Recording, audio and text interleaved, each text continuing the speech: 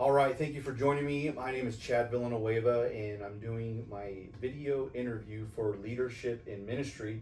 And I have with me Pastor Blake Edwards from Visalia First, and he's going to tell us a little bit about his journey with leadership and thinking through how leaders set vision and move an organization as we walk through these questions. So, Pastor Blake, introduce yourself a little bit, where you come from, just share a little bit about yourself first. Yeah, absolutely. I've been in full-time occupational ministry since 2017. And so that's taken me from being a youth pastor in a church of about 100 people in Texas to a youth pastor at a church of 1,500 in Georgia, and now being an executive pastor in a church of 2,800 in California.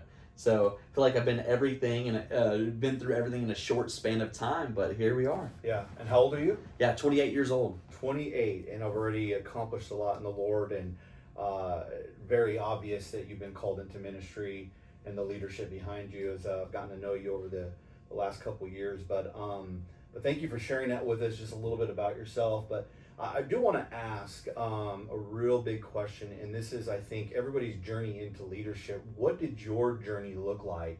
Not just in the church and right now, but did it start before, of course, before you got into ministry? Like, what did your journey of leadership look like? How you got to where you're at today? Definitely, yeah. It's not until after you get in church leadership that you realize, like, wow, maybe God was positioning me in leadership even before I came to know Him, right? And so when I look back at earliest stages of leadership in my life, it started with growing up playing sports. I mean, as you know, if you're familiar with sports, there's team captains, and I always found myself in a position like that even before I knew Jesus. And then having made the decision to follow Jesus and give my life to Him, I had a youth pastor that poured into me, saw something in me, and asked me to join the youth leadership volunteer team, which he probably shouldn't have at that time, but he did. He saw something and gave me a chance, right? And so it was having someone see something in me, that whether it be a coach before I was saved or a pastor afterwards, that made me realize, like, wow, maybe God's called me to lead. Maybe God's called me to do something beyond myself. Right? Yeah. That's huge, and cool how you talk about, it started back in sports, even before we even realized God has a plan for us. And then now look at what God has done and how He's unfolding such a beautiful story of leadership in your life. And with leadership, I know comes challenges, there comes blessings and rewards with it. And so kind of leads us into the next question. What would you say in your journey and your walk as a leader in the church, in these ministries that you're over, because you're over quite a few different ministries here at the church, what has been your biggest challenge overall in ministry? Yeah. You obviously face so many challenges whenever you're behind the scenes in ministry. Right. And I think most people's first response might be a specific situation or person in the church, that there was some sort of grand conflict. For me, I almost believe it's more so a lot of the little failures that I caused, right? There's this saying from, I think it's Pastor Craig Rochelle at Life Church, where he says, everything rises and falls in leadership. And so that means a lot of what's fallen and the things we lead is actually because of our own doing. And so a lot of the challenges was actually me causing them, whether it be I didn't handle conflict the right way. I made a decision that was too quick, rash, or based off of emotions. Fill in the blank, right? I didn't have an aerial view of a decision that I needed made. I made one with blinders on. A lot of the challenges I've faced are because of my own flaws, my own inability to lead well. And so I learned quickly on, like, all right, I can't blame anybody else for a lot of these challenges.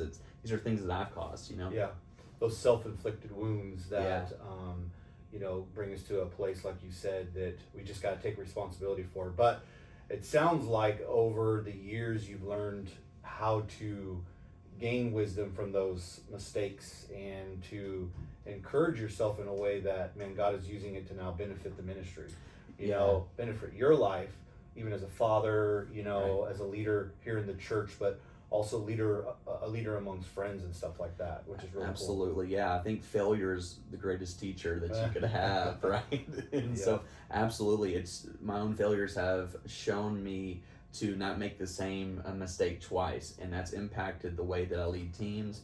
It's impacted certain systems that I've put in place, That's good. and so a lot of, I mean, leadership translates. It really does, and so learning my own leadership flaws have played a role in that. Yeah, it's allowed me to now become a better leader and create better systems and procedures. Awesome. That's good stuff. Yeah. And of course, the opposite of challenges is like, the rewards that we get to walk in because of the Lord.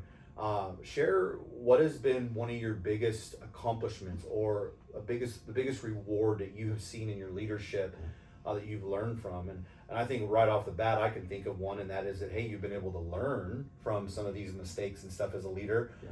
But take us beyond that. Like, share something in depth that would, whoever's watching this or may see this would say, oh man, that's a really cool nugget to think about, because the reward there is not based upon myself, but it's based upon my relationship with Christ, of course. So yeah, totally.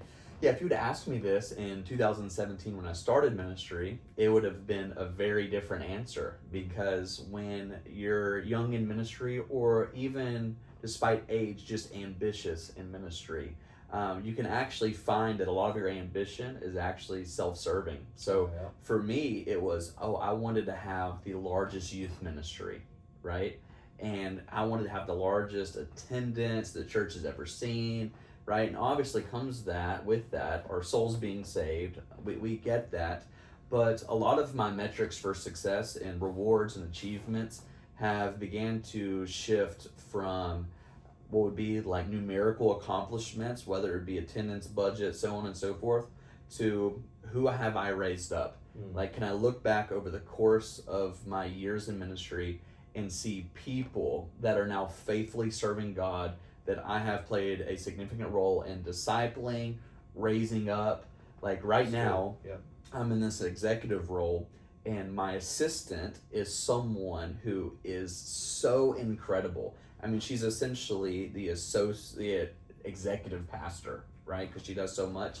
But she was actually a 14-year-old youth student that came from a broken family, that is now an incredible leader, married, thriving, loves Jesus with her whole heart. And so it's that has become the reward for me. It's who have I left behind, not what am I leaving behind. Man, very well spoken. And I love the related story in that, because when we can see the stories unfold, how powerful that truly is, and it just really gives a clear testimony to God's goodness. Well, thank you, man, for sharing about leadership. Like I said, getting to know you over the last couple of years has been amazing, just to see you thrive and strive, in leadership. And I've learned a lot from you, I could say, in the past couple of years, even though I'm just about double your age. But it's cool to know that, because it just shows how committed you are to the mission of God, and leadership is that mission, and that's how we get the gospel out there. So thank you, Pastor Blake, for joining us, and thank you for sharing with us today on your life and what leadership looks like. Yeah, absolutely. All right, man.